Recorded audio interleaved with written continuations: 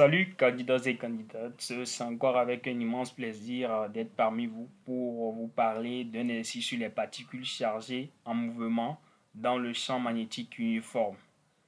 Donc, tout d'abord, avant de commencer, je vous exhorte à vous abonner, de liker la vidéo et de partager. Ça ne vous coûte totalement rien. Vous n'allez pas mourir si vous likez ou bien vous partagez la vidéo. Ça me fait du bien, ça me fait de la force. Donc, on y va. On y va avec l'exercice. Donc, on dit des ions négatifs de charge Q et de masse M sont émis dans le vide pratiquement sans vitesse initiale en un point O d'une grille métallique G verticale. On voit le chemin. Ces ions sont alors accélérés par un champ électrostatique E dû à la tension U appliquée entre la grille G et une autre grille plane parallèle à G'. On obtient le même champ E contre deux plaques parallèles portées à des potentiels différents, mais des ions peuvent traverser les grilles. 1A. D'après le sens de E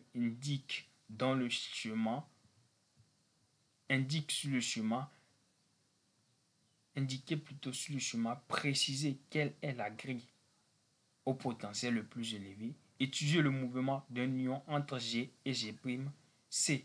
Les ions émis en eau atteignent G' en un point O' avec un vecteur V dont on précisera le sens et la direction. Exprimez en fonction de Q, de U et de M la valeur de V de ce vecteur vitesse. 2.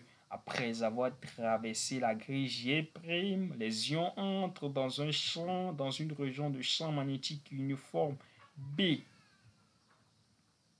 parallèle aux grilles et dont le sens est indiqué symboliquement sur le chemin qui est en train.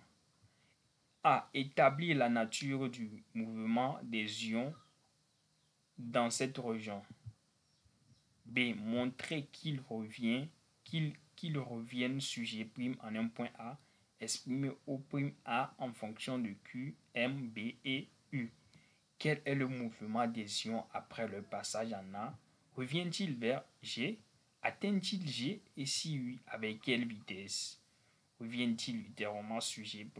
Décrire sommairement le mouvement des ions jusqu'aux limites des champs B et E. Montrer que ce mouvement présente une périodicité. Donc, sans plus tarder, on va aller avec la correction. Donc, la grille au potentiel le plus élevé, on voit que E va de G' à G. Donc, le champ électrostatique décroît les potentiels. Donc, ça va du potentiel le plus élevé vers le potentiel le plus bas. Donc, ce qui veut dire que la tension au niveau de G' est supérieure à la tension au niveau de G. Donc, la grille G' est au potentiel le plus élevé. B. Mouvement d'un ion entre G et G'. Donc, on veut savoir c'est quel type de mouvement. Donc, on va appliquer le théorème du centre d'inertie qui est la deuxième loi de Newton qui est égale à la somme des forces extérieures est égale à la masse fois le vecteur accélération. Donc ici, nous avons rien que la force électrostatique qui est égale à MA qui est égale à QE. Donc l'accélération égale à Q sur ME. Si on veut enlever le vecteur, on met accélération égale à Q sur ME.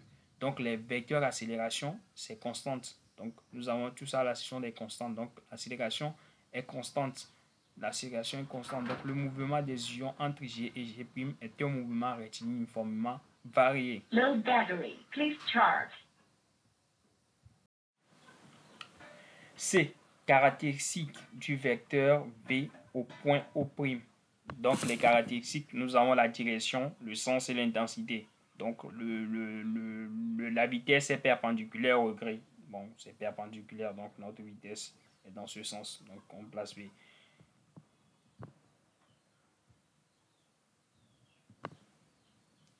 Le sens, ça va de G vers G', parce que c'est comme ça dans le nom. L'intensité, donc pour calculer ça, on va appliquer le théorème du centre d'inertie entre O et O'. Donc l'énergie cinétique, la variation de l'énergie cinétique est égale à quoi? La somme des forces extérieures. Donc les forces extérieures, c'est la force Fe. C'est la force ici. Donc la force et nous avons le travail de la force. Nous avons EC' égale à ça. Donc 1 demi de mv. Or, il passe en vitesse initiale. Donc ça donne Q facteur de V0 moins V qui est U. Donc V égale à quoi? Racine de 2 valeur sur le QU sur M. Donc c'est ce qu'on nous demandait ici. Donc ici, on dit de donner la nature des ions, la nature du mouvement des ions. Donc ici, on va montrer que on va montrer que le mouvement est plan, le mouvement est uniforme et le mouvement est circulaire.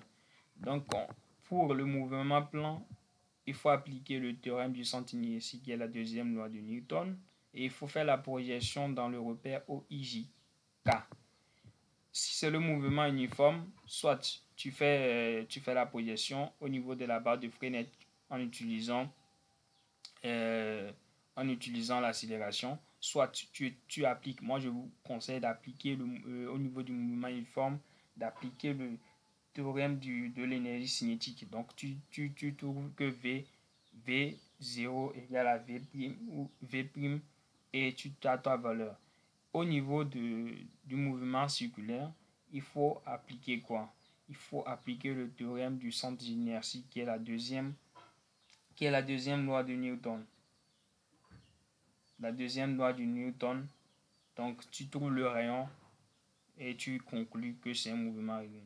Donc on y va sans plus tarder. Donc appliquons le théorème du centre d'inertie aux ions. Donc la somme des forces extérieures égale à ma. Donc nous avons notre système, c'est supposé gagner les forces en présence. Nous avons simplement la force magnétique. La force magnétique, nous avons F égale à QV vectoriel B. Donc nous avons A égale à ça. Donc on voit que l'accélération, si on prend sur l'axe OI, sur l'axe OK plutôt, on voit que l'accélération est perpendiculaire à VB. Donc soit A est perpendiculaire à V, donc ça nous donne B égale à moins BK. D'où A, accélération, le vecteur accélération est perpendiculaire au vecteur accélération. Donc ce qui veut dire que AZ égale à 0. Pareil aussi que V0, VZ0 égale à 0. VZ égale à 0. Donc on conclut que la trajectoire de la particule est située dans le plan orthogonal B passant par O et contenant le venin. Donc le mouvement se déroule dans un plan OI, OIJ ou bien XOY. Donc le mouvement uniforme ici, au niveau de ma correction, on a fait cette méthode. Donc l'accélération est perpendiculaire. Donc l'accélération, le vecteur d'accélération est perpendiculaire. Or dans la barre de freinette, nous avons quoi? Nous avons l'accélération égale à l'accélération normale, le vecteur d'accélération normale, le vecteur tangentiel. Or le vecteur tangentiel est 0 parce que vous savez la dérivée de la vitesse par rapport au temps, ça donne 0. Et donc la vitesse est constante. Donc la vitesse est constante, ce qui veut dire que la vitesse en V0 est égale à la vitesse en V0'. Donc c'est la même chose. Donc on voit que notre mouvement est uniforme, V est constante et l'accélération est nulle. Donc on y va avec le mouvement circulaire. Donc le mouvement circulaire, bon, on sait que l'accélération est égale à, parce qu'on avait déjà utilisé TC, donc on n'a plus besoin de faire. Donc accélération égale à n égale à soit A égale à AN qui donne quoi? Valeur celui de Q sur MV B carré qui est égal à V carré sur R. Donc R égale à MV sur valeur celui de QB. Donc le mouvement circulaire de rayon R égale à ça. Et c'est tout. Il n'y a pas de complication. Donc B dit de montrer que les ions reviennent sur G' en un point. Donc en un point A. Vous allez voir, lorsque le mouvement vient et la particule lion vient ici, il fait un demi-tour et il vient tomber en A. Donc il revient. Donc ce qui veut dire que quoi? À l'intérieur du champ magnétique B, les ions décrivent un demi-cercle centré sur la grille G'. Il revient donc sur G' en un point A. Donc on va donner l'expression. L'expression OA prime égale à quoi? 2 fois le rayon. 2 fois le rayon. Parce que ça donne la distance. Donc, ça fait OA prime. Donc, c'est ça. Donc, ça fait 2 fois le rayon. Or, nous avons le diamètre ici. Nous avons le diamètre ici. Donc, ça fait 2 fois le rayon. Donc, ça fait R, on connaît le rayon qui est MV sur valeur sur de QB. Donc, on a trouvé notre OA prime égale à quoi? 2 sur B, racine de 2 MU sur valeur absolue de Q. Donc, il n'y a pas de magie. Donc, on y va avec la question suivante qui dit le mouvement des ions après leur passage en A. Donc, après leur passage en A, ils rentrent à l'intérieur de la grille, région dans laquelle il règne le champ magnétique E. Donc, ils rentrent. Donc, là-bas, nous avons un mouvement rectiligne uniformément varié. Donc, les ions reviennent vers G. Donc, ils atteignent G avec une vitesse nulle. Donc, ils reviennent là où ils étaient partis. Donc, ils reviennent à leur place. Donc, avec une vitesse nulle. Donc, les ions reviennent littéralement. Donc, on dit de décrire sommairement le mouvement des ions jusqu'aux limites des champs B et E. Donc, les ions quittent la grille B avec une vitesse nulle, comme on nous avait dit, et sont accélérés par le champ électrique E. Donc, ils arrivent sur la grille avec une vitesse, sur la grille G' avec une vitesse V qu'on a déterminée, qui est une vitesse constante. Et on a déterminé ça, on a déterminé dans le numéro précédent. Donc, on dit de montrer que ce mouvement présente une périodicité. Donc, on voit qu'au niveau de notre mouvement rectiligne uniformément varié, nous avons la vitesse égale à l'accélération fois le temps. Or, au niveau de notre mouvement rectiligne circulaire, au niveau de notre champ magnétique qui est circulaire, nous avons quoi? Nous avons la vitesse égale à... Et nous avons notre vitesse et notre vitesse qui est égale à notre... Bon, plutôt notre... C'est qui est égal à la vitesse fois le temps. Or, le C égale à quoi? Pi fois la circonférence égale à quoi? Pi fois le R. Donc, nous avons R égale à 1 demi de U, racine de tout, racine de 2 MU sur E. Donc, V égale à quoi? Égale à 2. Donc, on peut tirer notre T2 égale à pi sur M sur E. Donc, pareil aussi ici. Pareil ici aussi, notre T1 égale à D racine de 2, racine de 2 M sur E au carré. Donc, la période T du mouvement est donnée par T égale à ça. Ici, on a quoi? On a un demi-tour, donc ça fait T0 et T0. Bon, T1 égale à quoi? Grand T sur T0, donc on va remplacer. Donc, T égale à 2T1 plus T2. Donc, T égale à 2T, racine de 2M, donc sur racine de 2M sur EU plus pi M sur EB.